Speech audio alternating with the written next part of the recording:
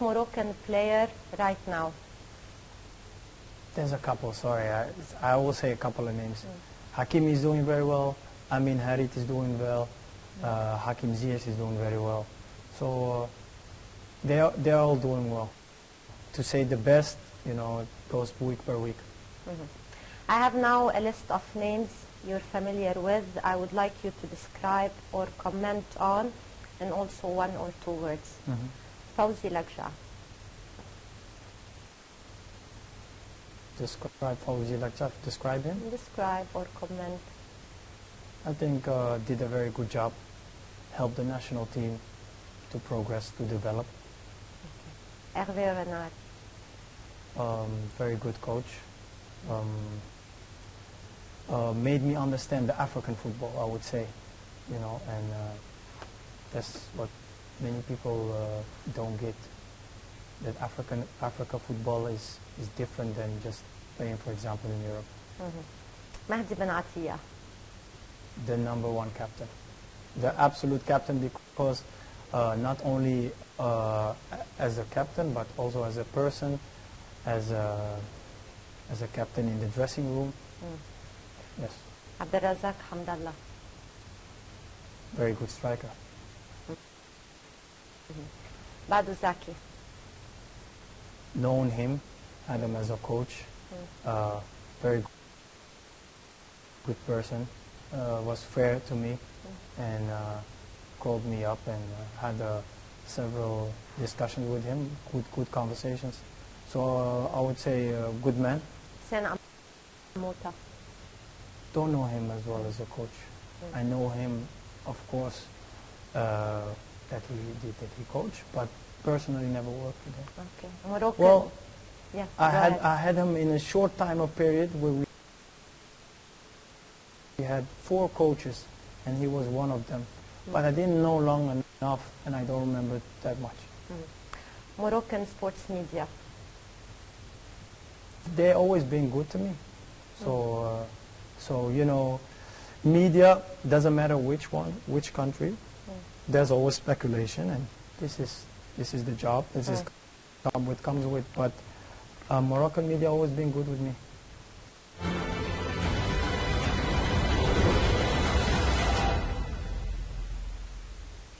Now, Mbarak, this is our final stop. We have selected or chosen pictures from your social media platforms.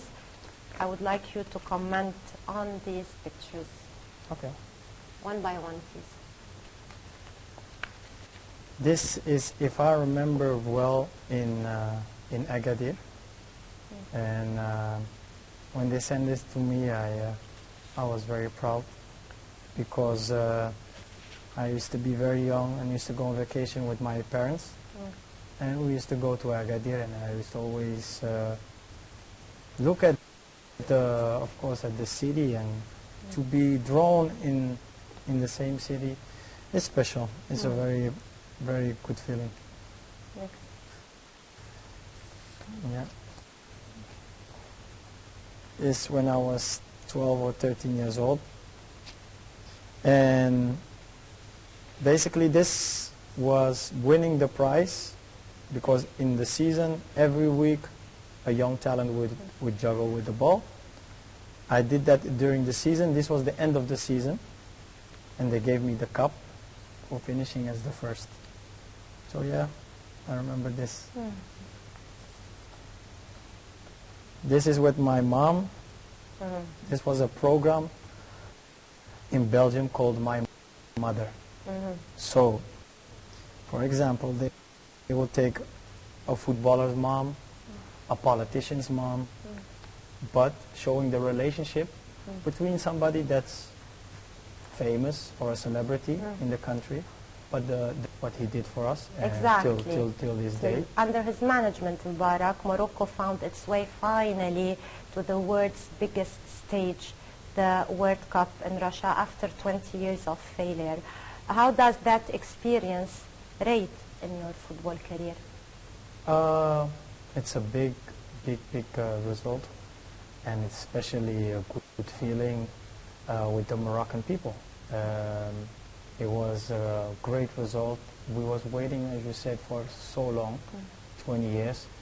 And when it happened, as a player, you're just so happy, and because you make your country proud, and this is something you will never forget. So this was definitely a highlight of my career. Okay. Despite falling in a tough group with Spain, Portugal, and Iran, the Moroccan team displayed a solid performance. Why do you think you failed to qualify for the next round? What was missing? The result. I think we started good, but maybe our expectations for the first game was, I didn't know, we lost in the last minute, and we did everything to win, and we pushed so much, and we ended up losing the first game, the second game as well. So as a final result, you ask why didn't you go through? Of course, in football we did very well, but also you need to win. And you needed luck, maybe? Little bit of you luck? can, yeah, this is some things that that definitely play in the game. You need also a little bit of luck. After this solid performance in Russia, the Moroccan team was the top dog in the CAN in Egypt. You did well in the first round, but in the second round you were knocked out by Benin. It was a real shock to all, Mbarak. No doubt you still have some unforgettable moments in that game and in the tournament as a whole. Yeah, I think we started good, and we played against Benin, and like you said, sometimes you need also luck in a football. You get the last minute, we missed a penalty, we missed many chances, and it was just not our day. And of course, everybody expected a lot from Morocco. So to get knocked out early, it's a surprise. It's a surprise, and what can I say? It felt very difficult to accept. You were disappointed? Yeah, very disappointed. Did you think back then that the national team was in need of the services of Hamdallah, who left the camp following the Gambia friendly game? If you can see, something happened like in the game where he wanted to take a penalty, but you had the name of Fajr as number one. So when you come in the dressing room and there is Faisal Fajr as the number one penalty taker, even as an attacker you want to take the penalty, but you should also respect what the coach say and what kind of lineup he gives. So you can always feel a certain way, or you can expect a certain way, but I think it's more important what is fair, what is the rules, and you respect that. The group. Well, you know, if you leave the team, basically you left the country. So it was up to him, but nobody ever pushed him away. Nobody gave him a feeling.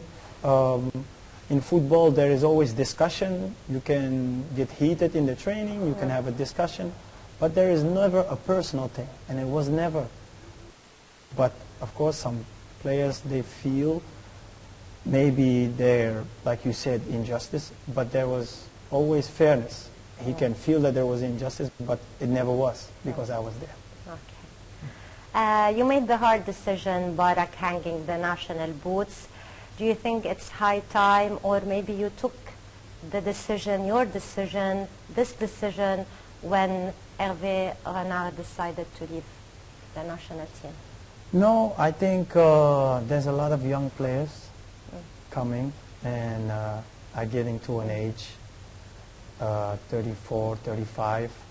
You still can give a lot, you feel it, but I think also there's a time to come and there's a time to step down. Exactly. And I think there was a correct time to step down. The new head coach, Halilovic, who succeeded Hervé Renard, is notorious for turning a blind eye to stars, as he did with the Algerian national team. Do you think this attitude will be useful with the national team of Morocco? Well, I think every coach, no matter what his name is just to be fair and give everybody the same the same chance. I don't know him personally. I don't know him as I know him as a player. Of course, you hear about things, but as my opinion, it's not even about a star. Is he has a name? Don't. It's just everybody gets a fair chance, and I think that's fair enough.